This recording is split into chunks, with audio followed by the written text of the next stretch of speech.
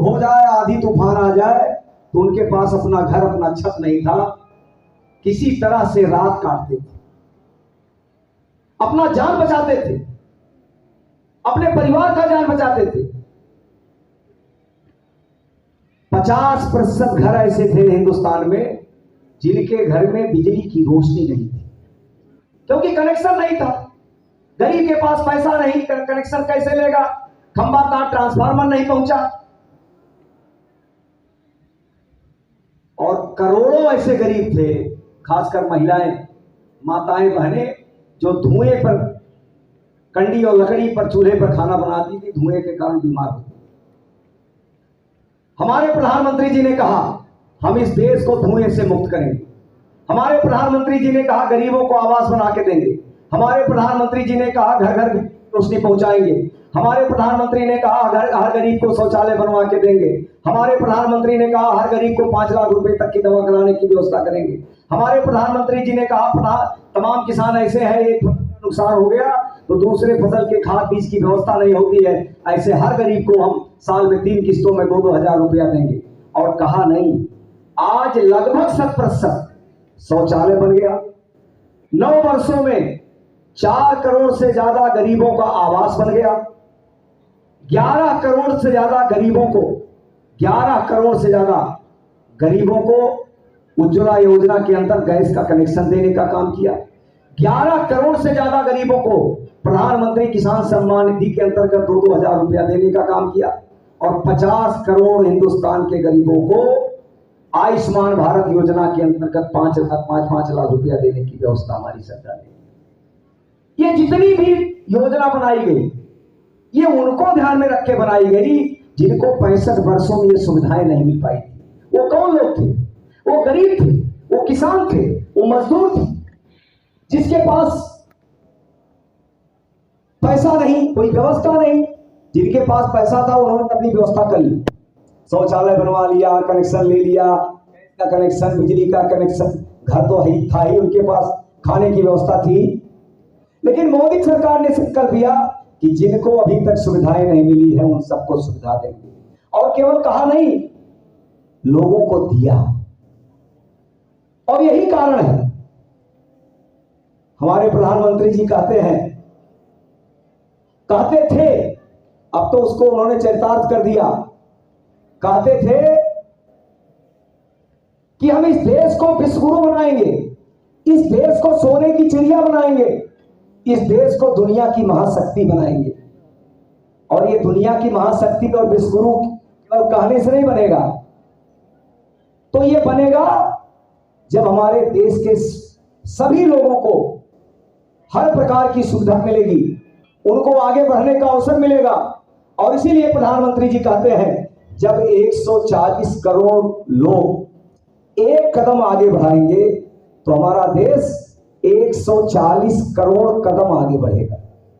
और यही कारण है कि 9 वर्षों में 2014 के पहले का हिंदुस्तान देखिएगा और 2014 के बाद का हिंदुस्तान देखिएगा, कितना बड़ा परिवर्तन हुआ। परिवर्तन इसलिए हुआ कि हर गरीब, किसान, मजदूर, हर प्रकार की जब सुविधा लोगों को मिलने लगी तो गरीब जहां 14 के पहले केवल अपने खाने और खाने की चिंता में लगा रहता था, जब उसको खाने की व्यवस्था हो गई, उसके बच्चे के पढ़ने की व्यवस्था हो गई, कॉपी, किताब, ड्रेस, जूता, मोजा, बैग की व्यवस्था हो गई, तो वो भी अपने विकास के साथ साथ देश के विकास के बारे में सोचने लगा। और इस कारण आज हिंदुस्तान आगे बढ़ा। 2014 के पहले मैं लोगों से कहता हूं, तमाम लोग चौराहे पर मिल जाएंगे, मोदी ने तो कुछ किया नहीं, मोदी ने कुछ किया नहीं, मोदी ने कुछ किया नहीं। मैंने इतना आंकड़ा बताया और ये बहुत महत्वपूर्ण आंकड़ा मैं बताने जा रहा हूं आपको। 2014 के पहले क्या हिंदुस्तान में कोई महामारी नहीं आई क्या?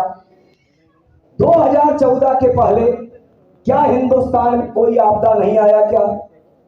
लगातार आता रहा है। लेकिन 2014 के बाद जब भी हिंदुस्तान में कोई आपदा आई, कोई महामारी आई, कोई बड़ा संकट उत्पन्न हुआ, तो हिंदुस्तान दुनिया के सामने हाथ फैलाता था कि हमारी मदद कर दीजिए, हमारी मदद कर दीजिए, हमारी मदद कर दीजिए। 2014 के बाद जब आपदा आई, महामारी जो हिंदुस्तान में, अभी सबको याद होगा, अभी ताजा ताजा है, याद है नहीं? याद है? याद है नहीं? क्या नाम है? 2014 के बाद जब कोरोना आया, पूरी दुनिया में महामारी फैली, पूरी दुनिया में हाहाकार मच गया। और जब पूरी दुनिया में हाहाकार मचा तो दुनिया के लोग बड़े चिंतित हो गए। चिंतित क्यों हुए? अपने देश को लेकर चिंतित नहीं हुए। किसको लेकर के हुए? हिंदुस्तान को लेकर के हुए।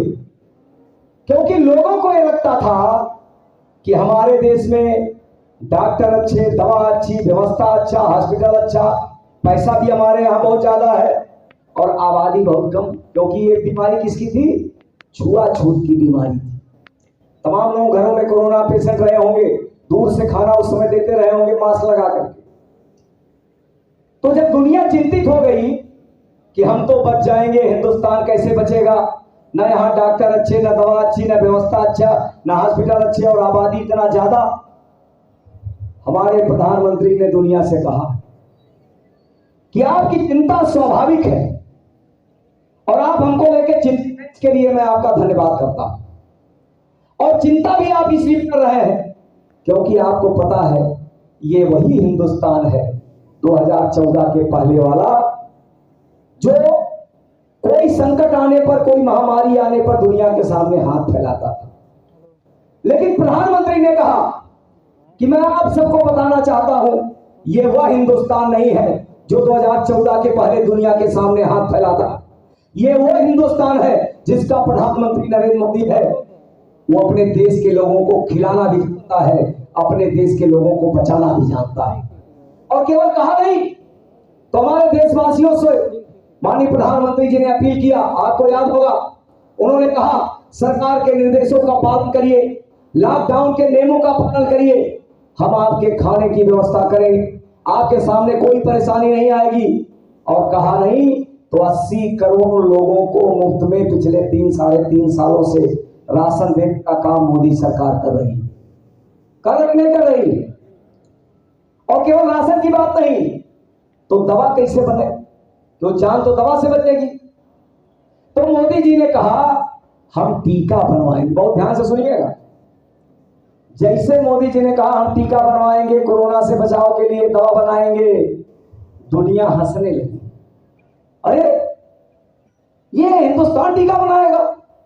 आज तक तो टीका बना नहीं पाया। जब भी कोई महामारी आई तो दुनिया के सामने हाथ फैलाया। और दुनिया भी टीका कब देती थी? जब महामारी समाप्त हो जाता था 10-15 साल पहले, अपने देश के लोगों को ठीक करने के बाद कह देते थे भैया अब आप भी ले लीजिए, जब उसकी उपयोगिता ही समाप्त हो जाती थी। हमारे प्रधानमंत्री जी ने कुछ नहीं बोला, देश के डॉक्टरों को, वैज्ञानिकों को बुलाया और कहा कि आप टीका बनाइए, हम पैसे की व्यवस्था करते हैं। भारत सरकार के खजाने से 35,000 करोड़ रुपए की व्यवस्था बजट से माननीय प्रधानमंत्री जी ने किया। और जब बजट से व्यवस्था किया तो केवल दुनिया के लोग नहीं हंस रहे थे, हमारे देश के भी तमाम नेता हंस रहे थे। मोदी जी कुछ नहीं बोले, टीका बन गया। जब बन गया तो आपको याद होगा तमाम लोग टीके पर प्रश्न खड़ा कर रहे थे कि ये टीका प्रमाणिक नहीं है, ये वैज्ञानिक नहीं है, इस टीका को हम नहीं लगवाएंगे, ये मोदी का टीका है। लेकिन जब कोरोना थोड़ा सा और बढ़ा तो जो जनता को भ्रमित कर रहे थे नेता लोग, वो चोरी से जाकर के घर में टीका लगवा ली, क्योंकि उनके पास पैसा था। लेकिन हमारे देश के गरीब, किसान, मजदूर, माताएं, बहनें इस बात को लेकर के चिंतित थी कि बड़का लोग तो टिकवा लगवाए ले हैं, अपने परिवार के बचाए ले हैं, गरीब आदमी कैसे बचेगा? क्योंकि एक डोज की कीमत 2,000 रुपया, 2 डोज की कीमत 4,000 और बूस्टर डोज 1,000, 5,000 रुपया एक आदमी को टीका लगना था। अब अगर एक गरीब परिवार में कम से कम 5 लोग हैं, कितने लोग हो गए? एक आदमी 5,000 रुपये टीका, तो 5 लोगों कितने टीका लगेगा? 25,000। अब बताइए 25,000 रुपये टीका कैसे गरीब लगवाता? तो हमारे प्रधानमंत्री जी ने कहा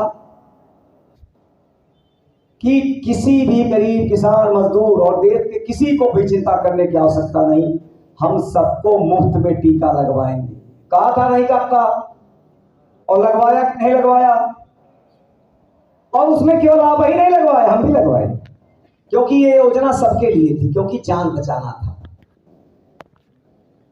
और मैं लोगों से कहता हूं कि भैया जे न लगवाए हो, हाँ आपके बीच में मैं कह रहा हूं, जो लोग इस टीका को ना लगवाए वो हाथ ना खड़ा करें, और जितने लोग लगवाए वो हाथ खड़ा कर दें। जो ना लगवाए वो हाथ ना खड़ा कर दें। कोई है ऐसा? तो मोदी जी ने, मैं इस बात की चर्चा इसलिए किया कि मोदी जी ने जब जान बचाने की बात आई तो कोई भेदभाव किया क्या? ये किया क्या कि हिंदू को लगेगा, मुसलमान को नहीं लगेगा, इनको लगेगा, उनको नहीं लगेगा?